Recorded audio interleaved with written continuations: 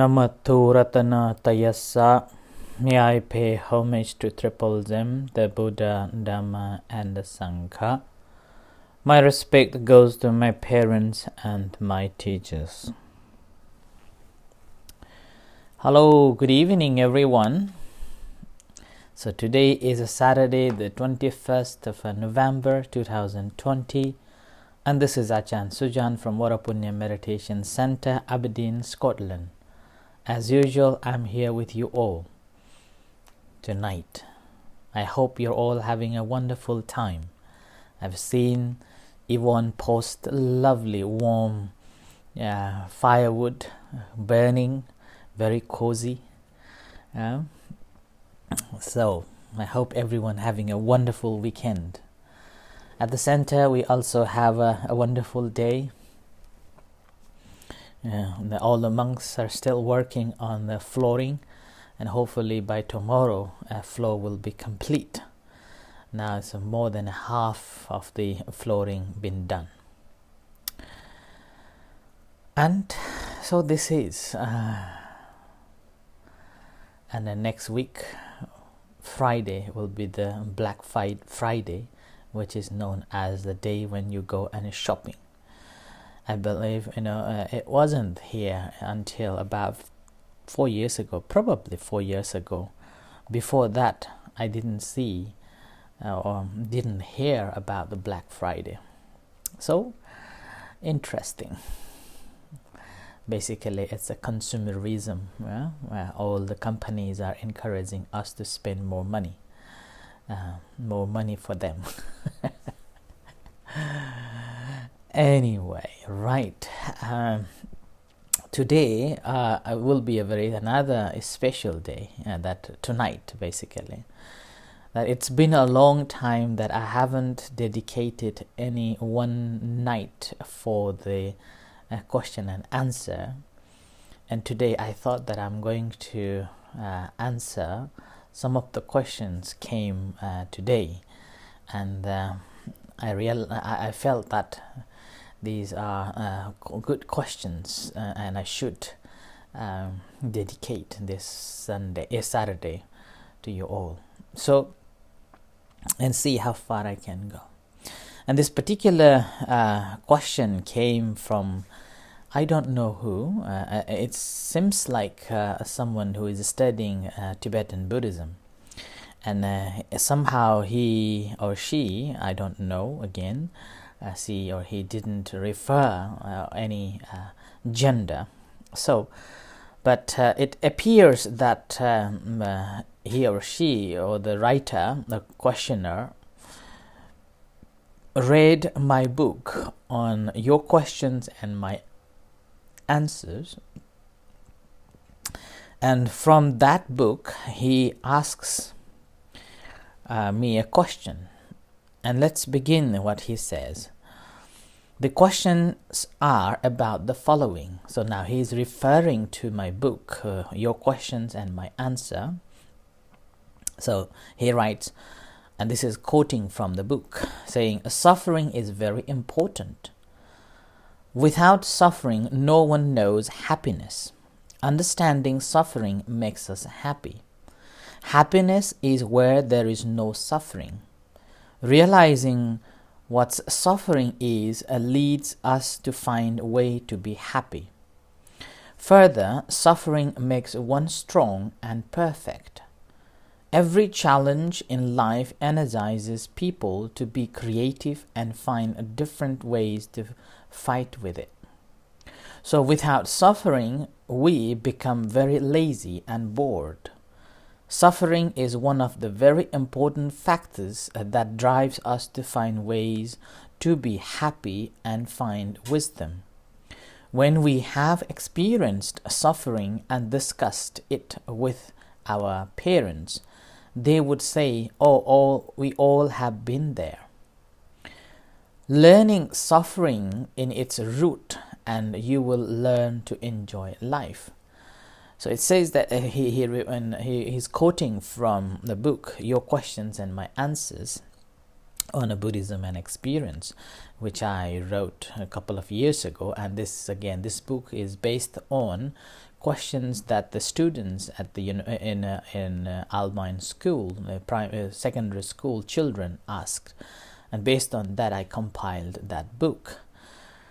And this particular passage from there, and further he asks, saying that on the basis of that passage, at birth there is no suffering, for there is no ignorance. You may argue that babies cry, which shows suffering, but is it? Didn't Buddha cry? Was he suffering? So that is the first question he asks about the suffering when someone born, and then there is no ignorance in an early born child. And when the child cries, is it the suffering that makes the child cries? And talking about the Buddha, when the Buddha was born, was he crying? Was he suffering? Yeah? So first of all, let's go to the birth. We are reborn again in this realm because of ignorance about the things that we do not know. Right? And with that, on the basis of that, what should be known, not knowing what should be known, we have conditioned ourselves to be reborn in the samsara. And ignorance here, Buddha called avidya, means ignorance, and it is also a form of what's called the ignorance, and the opposite of the ignorance is called vidya, means a skill or knowing, right? And here avidya is ignorance, and because of the ignorance we have a suffering and we have a stress in our life. And what, according to the Buddha's teachings, what is ignorance? Yeah. What is ignorance? The ignorance is about the Four Noble Truths. You're not knowing the Four Noble Truths, which is the suffering, cause of suffering, and the suffering can be end, and the path leading to the suffering. And this is the ignorance. And again, the important here, Buddha didn't say that there is a lack of information, and Buddha didn't say that there is, it's basically it's not having a direct understanding or direct knowledge is ignorance. And when we look at the Buddha's teachings, it is not about ignorance that we do not know things about, but it's about the reality, the ultimate reality, the noble truth. So lack of, and another way of looking at it is that a lack of having any skills to dealing with the things or dealing with the suffering, and that is the ignorance. And when we look at the suffering itself, the first thing we have to have our understanding is the ability to identify that is a suffering, and knowing that this is a suffering, and then become a master of that suffering makes us to be one who know. Right? So that is ignorance. And in terms of this ignorance, I have talked many places in the past when I was talking about dependent origination, and because on the dependent origination, the first principle begins with the avidya, the ignorance. And this ignorance, I explained that night or that time that is simply because not knowing what should be known.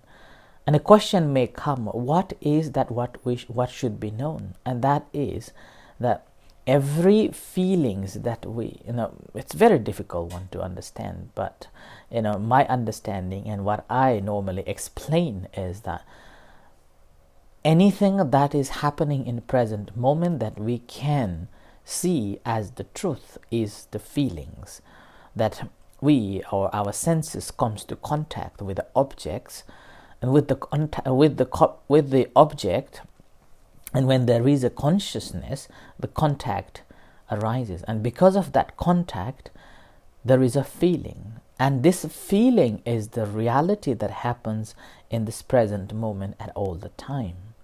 And not knowing this feeling as the fleeting moment. It's impermanent, it doesn't last long, it changes so fast. We crave. Because of our craving, we crave.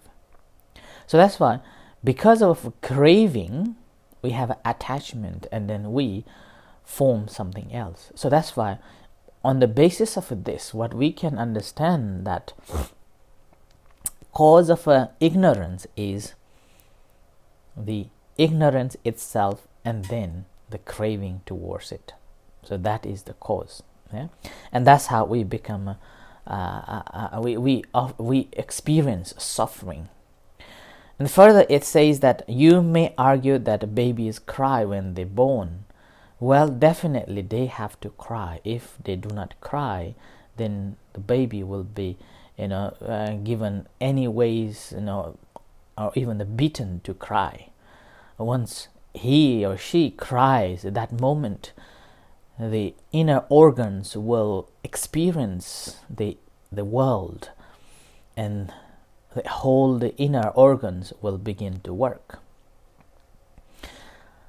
That cry, the getting born into the mother's womb, is already because of our ignorance to the suffering, a craving, and we are born. So it's no question of whether you cry or not cry is a suffering or ignorance. We already possess that. And then a further question comes, did the Buddha cry? Now, there is no such records available in the scripture saying that the Buddha cried, because there are other scriptures that are written about the born of the Buddha. At that time, Buddha born like someone who pours the water from a jar. So that easily born. And there is another lesson says that, and this is again a very later compilation, it's called Buddha Charita, and in that book says that as the mother, the Maya Devi, was holding the tree branch, at that time he was born like very, without having any pain to a mother. To a mother. So that's why first Buddha didn't cry, and the second, there wasn't any need for any need for it. And the very moment the legend says that when he was born, he was able to walk 7 steps, and then at the end of the 7th step, he said that Aggo Hamasami Seto, right? So basically, I am the oldest, I am the greatest, this is my last birth, like that. And there's again the walking of the 7 steps, been a different way of explaining. Some says that the seven maidens were taking one after another, and then at the end he was able to speak. So that is, so the answer is Buddha didn't cry, and that was the last birth of the Buddha. And then further he asks, saying that what is the cause of ignorance? I think I have explained that what is the cause of ignorance. That should be an easy question and then he further writes, that should be an easy question if you know the part of compassion. Compassion removes ignorance. Without ignorance, there is a peace and happiness. And in this particular sentence, I do not understand. But the further it says that if one knows part of the compassion, ignorance will dispelled. And this is can be debatable and arguable, because compassion alone is not good enough to dispel our ignorance. In order to dispel our ignorance, according to the Buddha's teachings, particularly the first discourse of the Buddha and Dhammacakkappavattana Sutta, is to understand the Four Noble Truths. in its true nature. So ability to identify the Four Noble Truths, and a second, know that in its reality, and then a third, ability to be master over it. Yeah, so that's how you will overcome the ignorance. And once you overcome ignorance, then basically you find the happiness and peace within and without.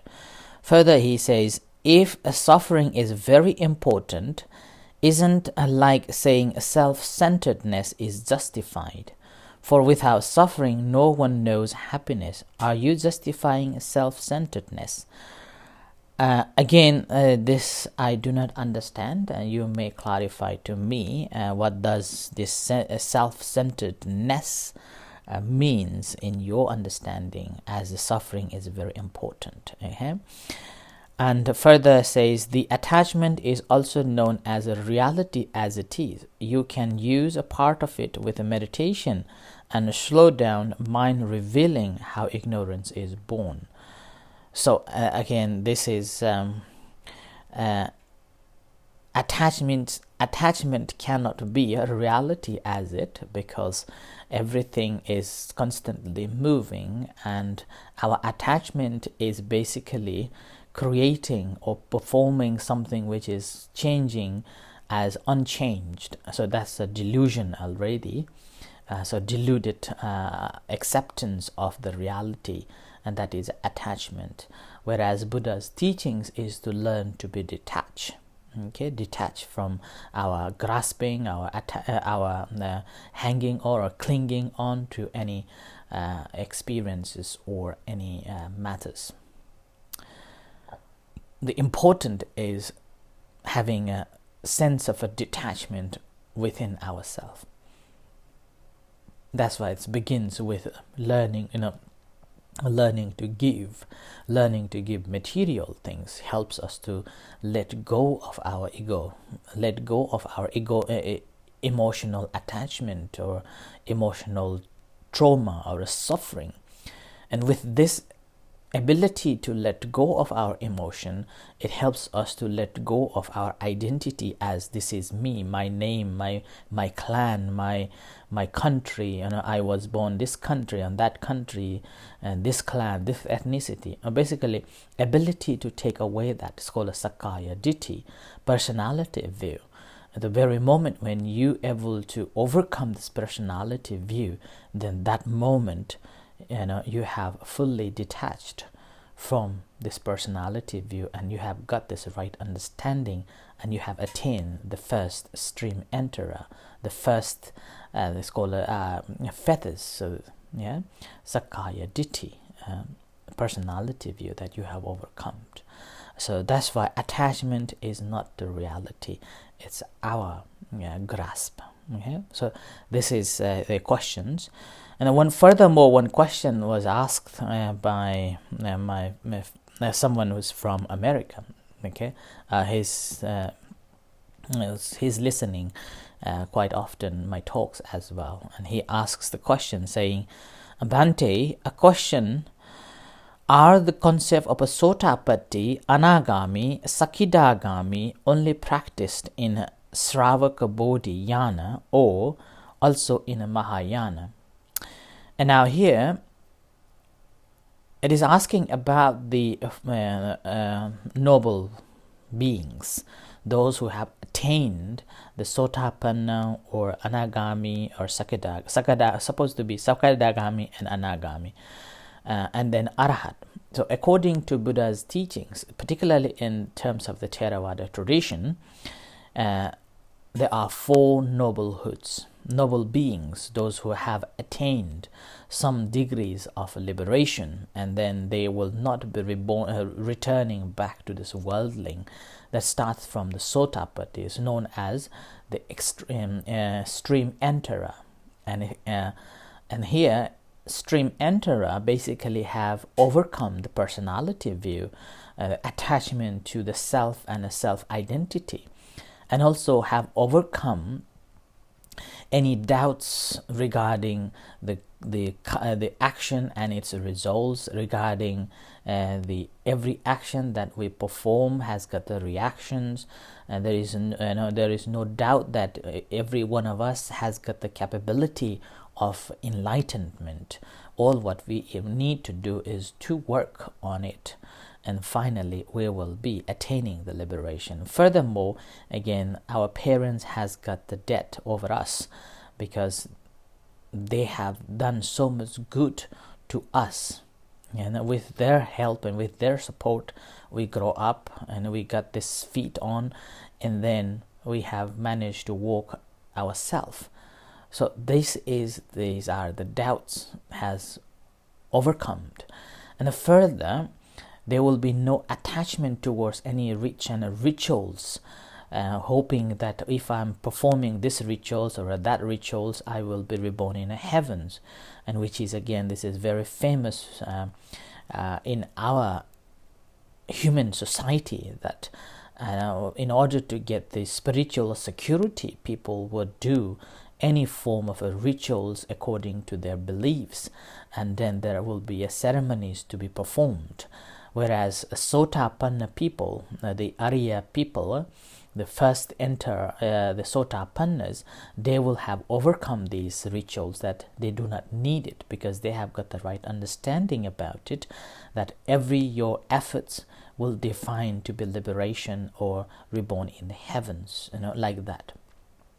So that is the first stage, and first noblehood. And the second is called a sakidagami, and again, sakidagami has overcome the another lower 5 feathers, which including kamaraga and the patiga. Kamaraga means the sensual pleasure, and the ill will or hatred.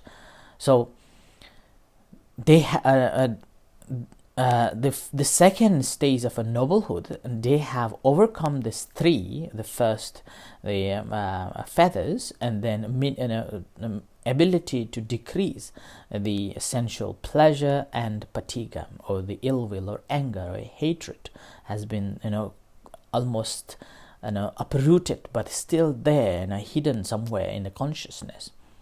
And the third is anagami.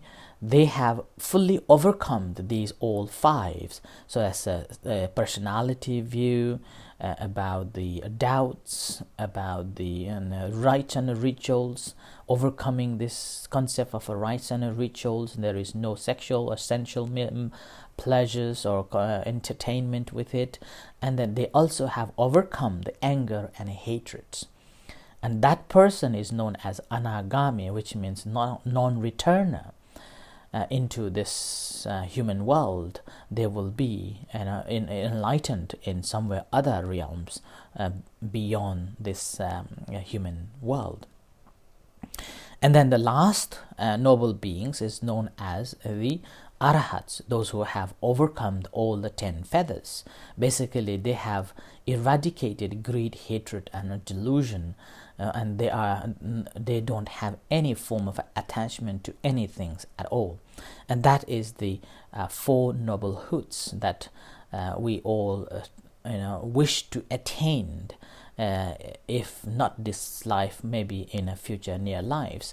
And in order to attain these 4 noble beings, we have to fulfill our perfections. And that's why I always take this view that we are born in this human flesh, in this life, is to perfect our perfections to attain these states.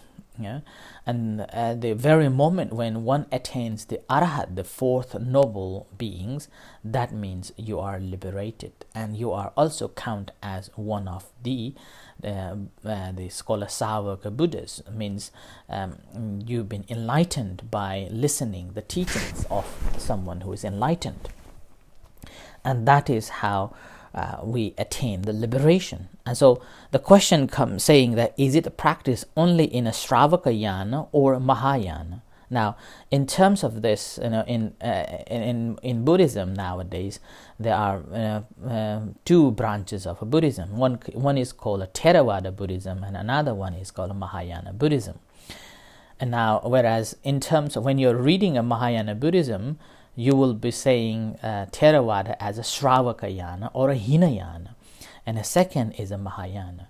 And within this Mahayana, again, there are so many other branches, that including Vajrayana, the Tibetan Buddhism, and Zen Buddhism, and Sorozen, or other divisions of the Mahayana Buddhisms. And in these two, the question is whether these are four noble beings being practiced in a Shravakayana and a Mahayana. This is actually only practiced in early Buddhism, and which is again in Theravada Buddhism, or a Shravakayana Buddhism, or also known as Hinayana Buddhism. Whereas in a Mahayana Buddhism or in a Vajrayana Buddhism, mainly focusing on bodhisattva vows, to be a bodhisattva. So you are practicing a compassion to other people, being a compassionate, or practicing to be the bodhisattva, compassionate one, and then if possible in the future you're attaining the Buddhahood. So that's why these four noble beings, practice of these, attaining of these four noble beings, basically it's in a Shravakayana or the Theravada Buddhism, not in a Mahayana Buddhism. In Mahayana Buddhism, some of the texts do refer to these, but not practiced or not explained to attain that, rather than explaining to be attaining the bodhisattva vows, or to be the bodhisattvas. Okay, so these are the questions I got today, and I thought this is a good topic to elaborate, so I have given, and I hope that it satisfies you. One who questioned about it, those who question on these topics. And meanwhile, if you have any other topics or any questions regarding the Buddhism, you may text me, and I will try my best to explain from my limited knowledge. And if I have said wrongly, then again, you are most welcome to give a feedback on these too. So I end here for tonight's talk, reflection, whatever you say now.